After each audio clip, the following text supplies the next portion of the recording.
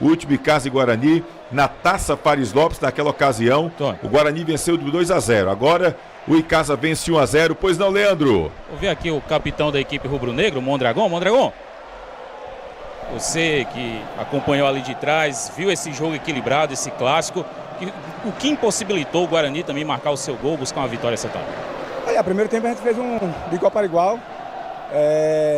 Claro que a gente deixou de jogar toda vez quando a gente botava a bola no chão. Os caras não acompanhavam, não chegavam e a gente deixou de jogar, né? Foi o mais que a gente pediu, a gente tem que ter coragem para jogar. Somente um campo desse, sabe? A gente treinou muito isso, muito posse de bola e tal, e faltou coragem para jogar.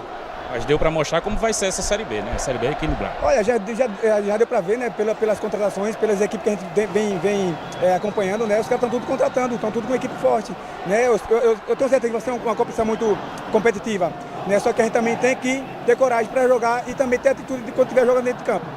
Joia, obrigado. Mondragon, o experiente.